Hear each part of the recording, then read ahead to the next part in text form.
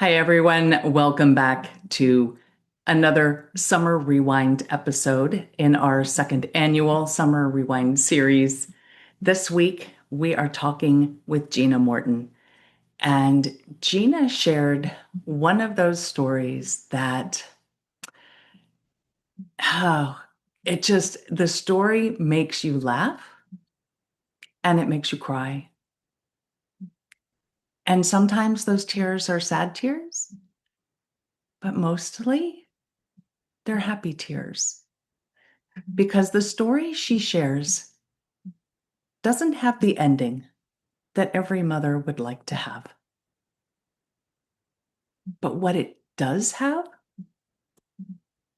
is a legacy, a God-sized legacy that has been left that will last a lifetime. And as she says in the episode, it's been 16 years, 17 now because it was a year ago, but 17 years. And she is still hearing stories about the legacy of her son, Teddy. And it's just, I had tears while I was recording the episode, and then I cried all over again, re-listening to it. And it's a story that, it involves Ronald McDonald. It involves a dance-a-thon. And it involves a whole lot of love and prayer. And so with that, I want to share with you Gina Morton and Teddy's story. Let's rock. Are you walking through a storm that feels like it will never end? Do you wonder if life's storms have stolen the beauty from your life for good? You're in the right place. My name is Heather, and like you, I've been through a storm or two and wondered if life would ever be beautiful again. Here we share warriors' words, stories of discovering beauty after battles, and the worth in your wounds. Pick up your sword or boxing gloves and join the battle. Your words are powerful, my friends. Make them warrior words. Welcome, warriors. Gina Morton is a professional declutter coach and podcast host of the 2.5% globally ranked podcast, Pruning to Prosper.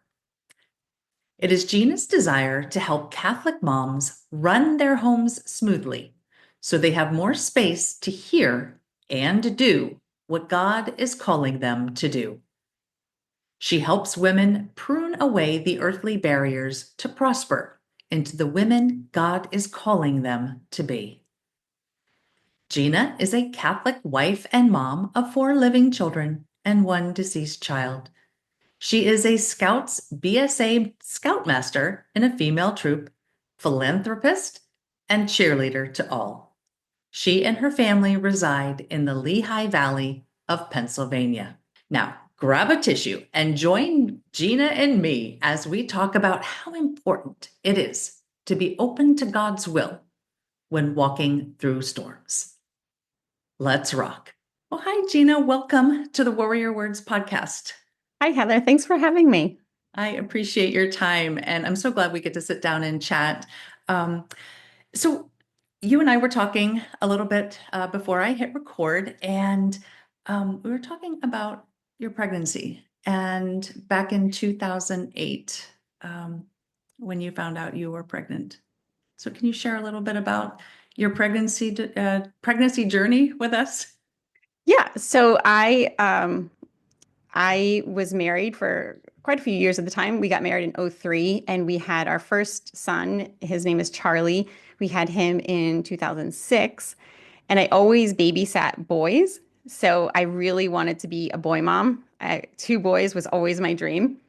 So when I found out I was pregnant in 2008, it was the year of St. Paul. The Catholic Church was celebrating St. Paul.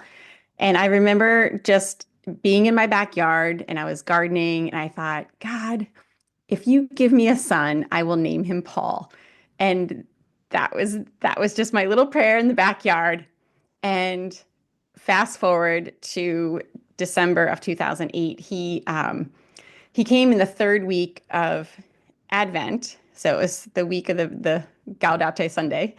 And he wasn't quite full term, but he was the first day that he could be considered like full term. You know what I mean? Like it was 37 weeks, I think he was born. And it was fast and furious. It was 10 o'clock at night on December 15th, 2008. And I said to my husband, we have to go to the hospital. And my neighbor came to watch my older son while my parents drove up. They live about 45 minutes away. And I got to the hospital, and thank God another woman was already there because my midwife was already there. So there's some woman out there that has a baby born on the same day that I am forever grateful for because my midwife was already there at the hospital. And 7 minutes later, I was the Wow. mom of two boys. So we named him Theodore Paul uh, to, keep my promise to God of Yeah. naming him after St. Paul. However, when he was born, he presented with what they call a blueberry muffin rash. So head to toe, black and blue marks. So they whisked him off to the NICU, which is the neonatal intensive care unit, if Yeah. anyone is, make sure we all know. And that was that. I didn't see him then for a few hours. But I'll back up to when I was a child. And I don't know what it's called, but I do believe that God places a few things on our hearts, like that you just are so ingrained in who you are that you just know, Mhm. like, oh, this is part of my life. Like I always knew I was going to be a mom. I always knew I was going to get married. I always knew for some reason I was going to have a really good marriage. But I also knew that we were going to go through something very difficult, but it was going to be okay. I don't know how to explain this, but ever since I was little, I just knew these things to be true. And I told my husband this when we were dating, like, hey, we're gonna have a great marriage, but we're gonna go through something really, really hard. And so kind of, my whole life, I was just kind of thinking like, what is this gonna be? Like, what is God gonna ask of me? Right. And I think that's like really the gist of my story today is, are we fully open to God's plan for our lives and trusting that his plan is better than our plan? That's So the hard part. Yes. So that night, we went up to the NICU. They wheeled me up in the wheelchair and we entered the room, and there was a huge semicircle of professionals, doctors, nurse practitioners, all these professionals. And I'm just sitting in the middle in my wheelchair with my husband beside me. And the one doctor said, your son's white blood cell count is very high, which means his little body is fighting something. And in fact, it's the highest we've ever seen. But we just don't know what it is. And I said, isn't that a sign of cancer? And it was silent. And I just felt like I knew whatever God had placed on my heart as a little kid, that it had begun. And I didn't know how it was going to unfold. I didn't know what I was going to have to do. But I was like, okay, it's go time. And so the next day or two, a doctor came into my room and he did say, it is cancer. And so my son was born with acute myeloid leukemia, AML, and he was the 31st documented case ever. So of the 30 babies that came before him, 15 lived and 15 died. So he was going to tip the scales one way or the other. So the doctor said, we can't treat him here at our local hospital. He says, you're going to have to be transferred to a different hospital. I need you to go home, pack a bag. And a specialized ambulance was coming from the other hospital. It was Hershey Medical Center, like Hershey the chocolate. That's exactly where we were. It was Hershey, Pennsylvania. So a specialized ambulance had to drive from Hershey to Allentown, Pennsylvania, where we live, to pick up my son. So Mm. in that time, we got to go home and pack a bag. And I just really had no clue about cancer. Like even though people with cancer, my mom had gone through cancer, like, but you Mhm. still are just, plus I just had a baby, so it's Yeah. like your whole world is upside down. I have a Right. toddler. So I'm like, I have an hour to go home and figure out my whole life. And my mother-in-law was Wow. there. Yeah. So I was like, can you just stay and watch Charlie? I packed a bag. We went back to the hospital and then we were transferred to Hershey Medical Center. And so yeah, so that's where we were. And I'll tell you, okay, so this is a little aside of the story, but I think when we trust in God's plan, we also have to trust that He has worked out every detail. Like He knows our every worry. And so I was a stay-at-home mom and we were barely scraping by. My husband was new in his industry and like he just wasn't making a lot of money. So like every Right. dime was Yeah. accounted for. So for us to be transferred out to Hershey, I was like, well, where are we going to stay? Are we going to get a hotel? Like we can't, that's not sustainable to Mhm. stay in a hotel. So this nurse, she said to me, well, I'm sorry, I'm going to cry because That's okay. if any of your listeners have ever stayed at a Ronald McDonald House, they are the greatest things in the world. So this nurse said, um, she's like, there's a Ronald McDonald House, and I think you should call them. And me on my high horse said, well, we have insurance. That's not for people like me. And she's like, I think you should call. And I was like, okay, thank God. So I was humbled right off the bat. You're just like, Yeah. this is like totally out of my control. God's got it. Close your mouth, girl, and just go with the flow. So we go.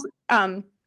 So anyway, at the time, now remember this is 2008, there were a little over 300 Ronald McDonald houses in the world, and only 3 of them were completely free to their guests. And Hershey is one of them. So we got totally free room and board. It was wonderful because that's a major stress. So Oh, yeah. when like there's very practical things when you're doing God's will. And one of them is, how are we going to support ourselves? Yeah. So one big worry was already off the table. So then we get settled into the hospital and we learn the routine.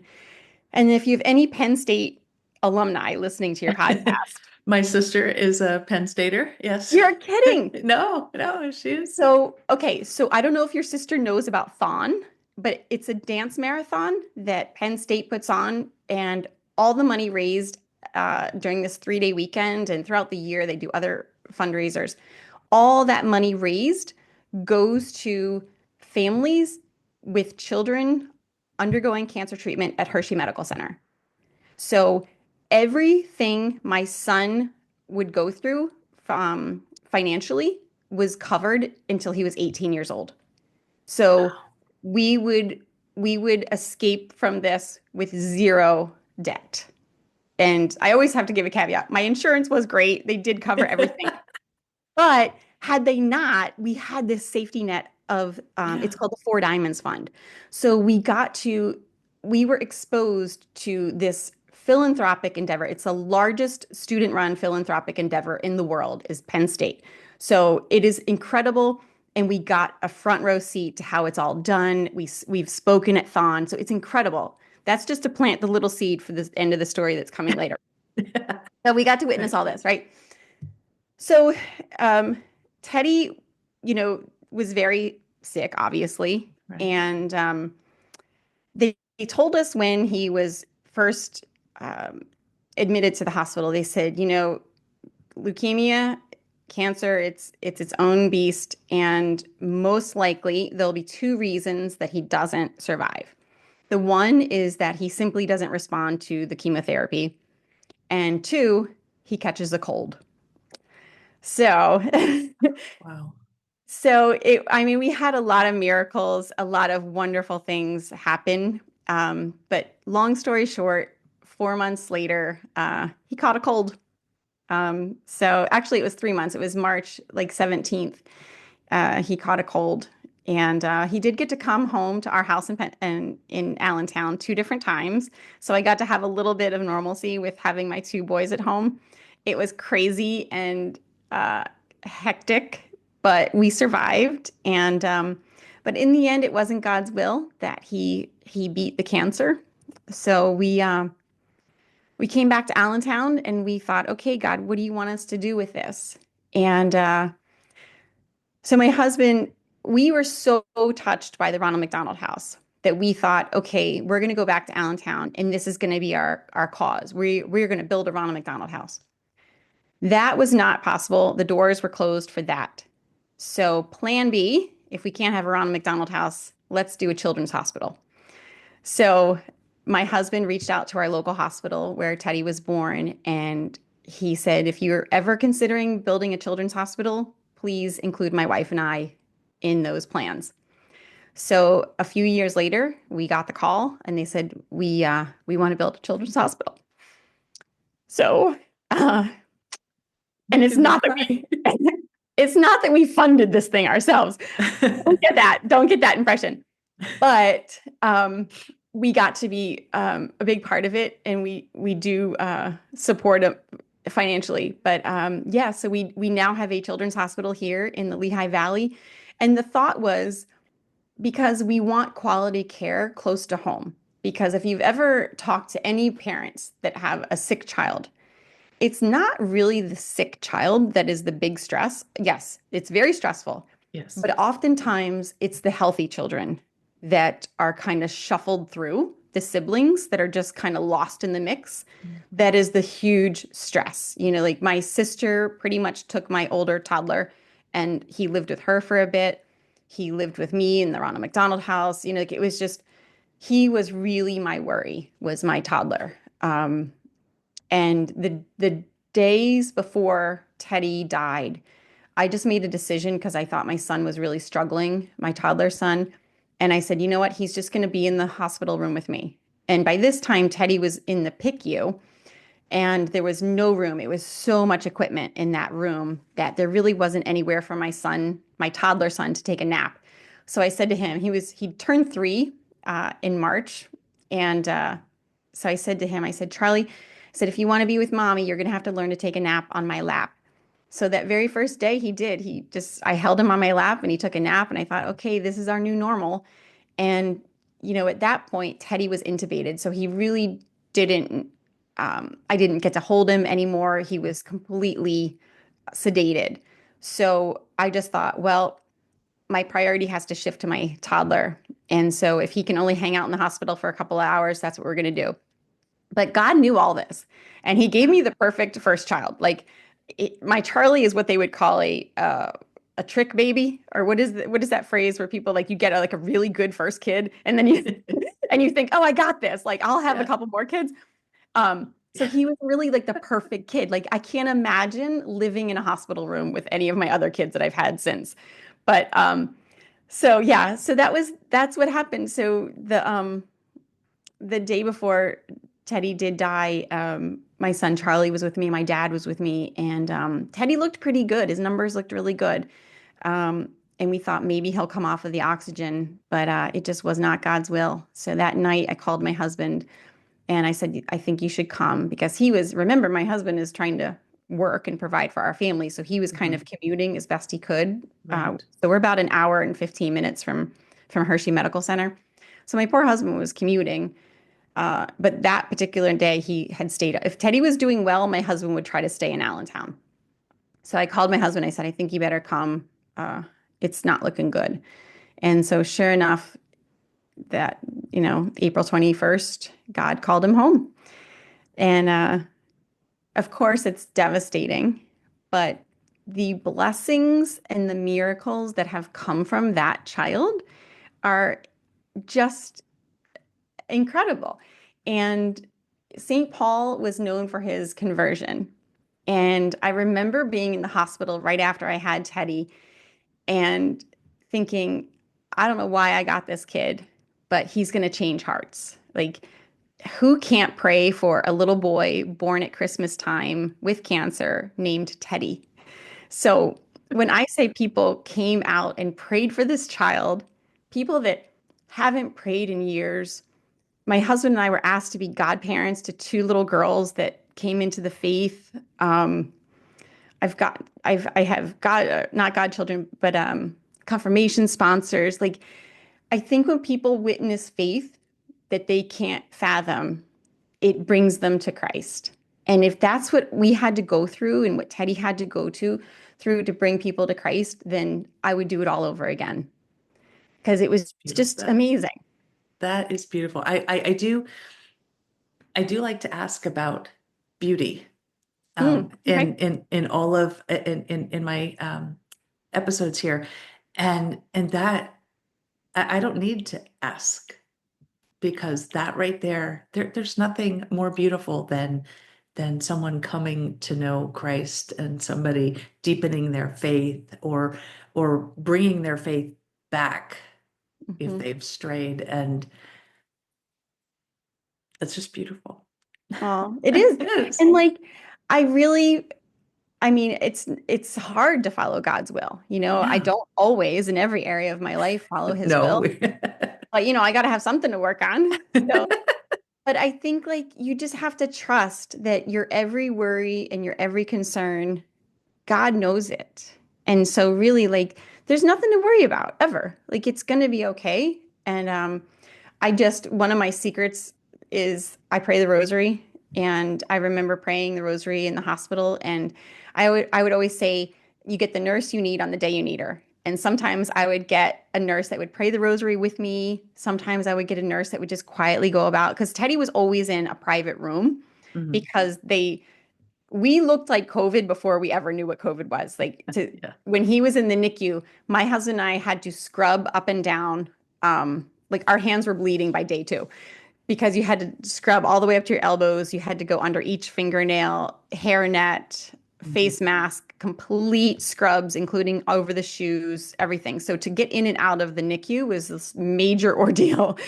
So, you know, it was just a crazy time of life, but the nurses, sometimes they would just quietly go about their day and let me pray. And then I'd have nurses that would say, like, come on, mom, like you gotta suck it up, buttercup. Like you need to be Mhm. strong. And I'd be like, okay, I'm not gonna cry today. And I think at one point I did make a decision, like, I'm gonna put on makeup, I'm gonna stop crying. Not that crying isn't good, it's fine, but I think sometimes you do have to put on the makeup and say, I got to be strong. I have to like, there's a lot I'm a declutter coach and I talk a lot about decluttering the wardrobe and making sure that your outfits fit flatter and make you feel fabulous. And I do think that how we look on the outside kind of can translate to how we feel on the inside. So I was like, Yeah. okay, enough wearing like frumpy pregnancy clothes, like had the baby, time to like, my mom got me some cute little not workout, but like at the time it was like those velour tracksuits were kind of in style. Do you remember? Yeah. I Yeah. didn't I didn't have the juicy, but I like if you can remember back in 2008, it was like you just felt kind of cuter. I was like I felt like Mhm. I was a little more put together. So that, and I don't know, but we came home and it's been 16 years and I still love to hear Teddy stories. Like I still love to hear people that are like, you're Teddy's mom? Like, oh my gosh, I remember praying for him because I was really involved with our church. So, as Catholics, we don't usually pray for each other from the pulpit. Like Catholics, it's like, I don't know, we just don't really pray for each other in a way that we should be, right? And especially from the pulpit. But because I ran the youth group at that church, and the priest that I did the youth group with, he would preach about Teddy from the pulpit, and he would kind of keep the congregation up to date of like what's happening with this Oh, baby. yeah. And then that priest, he also had a connection to Thon, and our next door neighbor, he was dancing at Thon that year. And so these kids from Penn State, they would go out to their hometowns and they would do what Mhm. we would call canning weekends, which is where they would literally have coffee cans and they would stand on the streets and raise money for cancer, for kids with cancer, right? So it was a really fun thing. We've hosted these kids in our house, all the things, Oh, but wow. so our next door neighbor, Peter, he was home canning with his fraternity. So normally you are not allowed to ask for money in front of a Catholic church unless you're the Knights of Columbus or something Catholic, right? Mhm. But because Father Tom had this connection to Penn State, he made an announcement from the pulpit. Again, here we go with the tears. Um, he said, Peter is outside. He's home from Penn State. He's raising money for kids with cancer being treated at Hershey Medical Center. And he said Peter was an altar server. He went all through the schools. He said, it's one of our own, helping one of our own. So when you go out there, he said, I want you people to open your wallets and give. And those kids raised over $1,000 in the Wow. 5 minutes after church. Okay. Everyone was so on board. And it was just like, it was just one beautiful thing after the next. Like the whole Teddy experience was just incredible. It's like, I mean, of course we had moments that were horrible, but the overall, just trust that God put in us to have this child, like he said, I'm going to give you this baby and I'm going to need you to do this. And, he's a little saint. So it's good to know that I have a saint in heaven. So yeah, if you guys ever need intercession, Saint Teddy. Okay. I see you at least came prepared with a tissue there for I know. those people who are listening instead of watching. Yeah, we're both wiping the tears from our faces. So Yeah, it's good. It's happy tears. It really is yeah. happy tears. And I think like, um, it's just if you just trust what God's got in store for you, it's an incredible adventure of a life. You're never going to have a boring life if you're like every day you wake up, you say the morning offering. It's like, what are we going to do today, God? I'm here to do your will. And so anywho, uh, to point out also that God has a sense of humor. This She this does, yes. woman, this woman that prayed for two boys in my backyard, I came home and over the course of the next few years, God gave us three daughters. So he had the last laugh for sure. So now I have this house full of girls, loud, crazy girls, which is so fun. They are fun. They are fun. I have one of each, and I could relate to the part of your story when you were talking about your older son, Charlie, and how at 3 years old or two, when this all started, he has no idea what's going on.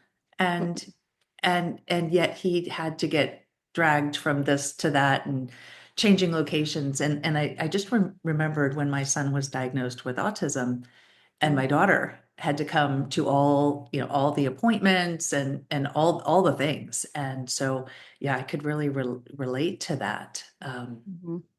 Because yeah, they don't have a choice. They don't understand. And yet, No, they don't. And the siblings are really the unsung heroes. They yeah. have, but again, it's all part of God's plan. There's a reason they're the siblings. God's timing was so perfect because I was already a stay-at-home mom. Charlie wasn't even in preschool yet. So we literally just picked up and moved to Hershey. And since that year, I never could have done that again. I've always now had a kid in school or something. So, Mhm. you know, the timing is always perfect and Yeah. just have to say yes. That's all we have to do. So, and I, pray the Rosary, the Blessed Mother and the the when Angel Gabriel came to say that she was going to have Jesus, like all we have to do is say yes, and it's the hardest thing in the world to do, It but is. Yeah. hopefully, we can look to her, as she's crowned the Queen of Heaven and Earth, and say like, well done, Mhm. she Yeah. did a perfect job. That's one of the things when I pray, I tell her, I said, please make my yeses more like yours. Yes, yes, Because yeah. she gave her yes. She's, we in tradition, we say she was what, around 14, 15 years old. So she's considerably younger than what we look at today. And she said yes as a teenage girl, not knowing what was going to happen to her, and knowing that as a single mom at that age, a lot could have happened. Oh my gosh, it's still Yeah. taboo today.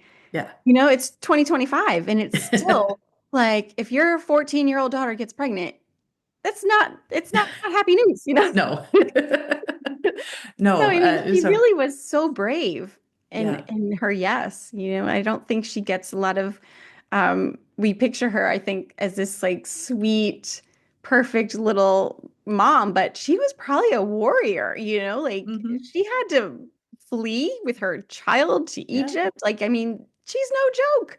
No joke. I've heard a couple people refer to her as wearing combat boots. Yeah. Yeah. And I So, mean, it's yeah, like, and mommies come in all shapes and sizes, and we're called to do different things, and yeah, um, I think also too, the personality that you got is because God needs that personality to do what he's called you to do. I So, agree. Yes. Yeah, absolutely. Well, I'm going to ask you a couple more things before we wrap up. And the first one is you mentioned that you were a decluttering coach. yes. What is a decluttering coach? So I literally go into people's homes and I remove clutter. Like I help them remove clutter from their homes. And I now do it virtually as well because of Zoom. Yeah. I can work virtually with people. So I it's more than just the decluttering. I really help women run their homes efficiently. Mhm. And so I have a podcast as well. It's called Pruning to Prosper, and it's Declutter Your Life for Catholic moms. And my goal is to help women declutter their homes and their lives to make room for God, because there are a lot of practical things standing in the way of us saying yes to doing what God has called us to do. And sometimes that's debt. So I help with budgeting. Sometimes it's just getting dinner on the table. So I do meal planning and budgeting and working on routines to run your home smoothly. And but a lot of times it's clutter in the way. So So that's physical clutter, emotional clutter, digital clutter, it's yes. all clutter. Yeah. So how long have you been doing that? I started my in-home decluttering 5 years ago, right before COVID. So timing wasn't the greatest on that. But then I started the podcast, I believe, about 3 years ago. So Oh. yeah, it's been great. I've loved doing it. Well, then I'm going to make sure that we have your podcast and your website. Oh, no, that's right. You're working on your website. We talked about that I before. am. Yeah, Um, coming soon. but I'm definitely going to refer people to your podcast. And we'll get that in the show notes so that people can click on that. And then the last thing that I like to ask people is if you have any warrior words for the mom who's listening who who has a child who is sick. Hmm. Um, and maybe she doesn't have the Ronald McDonald House, or maybe she doesn't have, um, good insurance or something. What would you say to the mom who's listening, who's just struggling to say that yes right now? Well, I think no matter what you're going through, my advice is always pray the rosary. Because, when you become a Christian, your life is not automatically easy peasy. If anything, it's probably Oh, going to get harder. yes. But I do think that when you pray the rosary every day, and I coach right now, I'm doing a 12-week coaching with my audience. And so that's their homework is we first establish the habit of praying the rosary very first thing. Before you reach for the phone and technology, you reach for that rosary. And I think really it's because being Christian doesn't make us immune to issues and hardships, but praying the rosary and having our faith makes it a lot easier to carry that cross. And you never step into the same rosary twice. So if you're praying and it's the Annunciation, you could maybe meditate on, where am I afraid to say yes, God? Show me where, if it's the Visitation, God, bring me a woman that is going to be a good friend. I need a friend to show up, in my life, like the Blessed Mother showed up for Elizabeth. There's so many things, and I think you just have to always look for the good and look for God's blessings in every situation. St. Paul says, in all things, give thanks. And when you're at your lowest points in life, it's very hard to say, oh, thank you, God, for this baby with Yeah. cancer. But 16 years later, I can very, very much say, thank you for exactly what we were given, because it has been such a blessing. My faith went to this next level that I would wish upon everybody. It's a peace that transcends human understanding. And so I think to any woman going through something hard, I would say pray the rosary and be very specific in asking God for what you need. He knows, He loves us more than we love our own children. So if you say, I need $1,000, God, be open to where that might come from. And don't be afraid to ask for help. So there's very practical things sometimes that, you can reach out and ask your church for help or the community for help. But I would just say pray the rosary all the time. Pray without ceasing. Pray without ceasing. Yes, you Yeah. reminded me of that. Rejoice always, pray Hmm. without ceasing, give thanks in all circumstances. It's Yes. true. It's very true. And there, especially when you have a sick child, no one understands watching a child suffer more than our Blessed Mother. Mm, So just true. turn to her and, just use her strength and offer up your suffering for the salvation of all of us. Amen to that. Yeah. Well, thank you, Gina. I appreciate your vulnerable story, your bravery, your laughter and your tears, Thank you. and your joyful yes. Thank you. It's nice meeting you. Thanks so much. Thank you. It's not easy to be open to God's will, and it's definitely not easy when God asks you to walk through a painful storm. We are being asked to trust without knowing the outcome. But sometimes, if we knew the outcome, we wouldn't be willing to trust. Maybe we'd be more likely to rely on ourselves instead.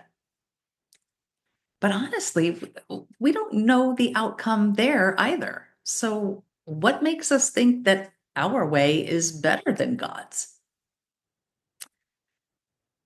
Gina was the second person I've spoken to recently who chose to ask, "What do you want me to do with this, God?" I think that's a really good question to ask. She knew that Teddy was sick, and she knew there was a chance that he wouldn't live long in this world. But she made the conscious decision to trust God's plans for him and for her. And while Teddy's life on this earth was short, his legacy lives on. And speaking of not knowing outcomes, the irony here is that Gina knew one of the likely outcomes of Teddy's cancer. What she didn't know was the long-lasting impact of his short life. People prayed for him who hadn't prayed in a while. People raised money for him and other children walking through a cancer storm. A church community and a college community came together to support Gina's family. And 16 years later, she is still meeting people who prayed for Teddy. He lives on. Well, one of the themes of Gina's story is trusting God's will. But the other theme is prayer. It is the prayer of others for her family. It is also the prayers we pray for ourselves. I know it's something that could be considered cliche, but they are cliche for a reason, and that is prayer changes things. Not always the way we ask or the way we want, but always in accordance with God's will. Those themes intersect. Gina's warrior words encourage us to be prayer warriors. Praying the rosary helps us focus on the life of Jesus. And the life of Jesus was not sunshine and roses, but it is the perfect example of how to walk through storms, trusting in God's will. And not just Jesus's trust, because Jesus is God. But if you look at the life of Jesus, Mary had to trust in God's plan. Joseph had to trust in God's plan. They had storms to walk through. They had to flee their country, and they had to go to Egypt, which was not part of their human plan, but it was God's. Just so many instances in the life of Jesus, in the trust in Mary and Joseph to care for Jesus. It's an incredible way to have prayer in your life, is to reflect on the lives of Jesus and Mary and Joseph and how they all trusted in God's plan. So where in your life can you trust more in God's will than in your own? And where can you add a little more prayer in your life? Something to think about this week. So until we meet again, armor up, fight the good fight, seek beauty, and make your words warrior words. God bless.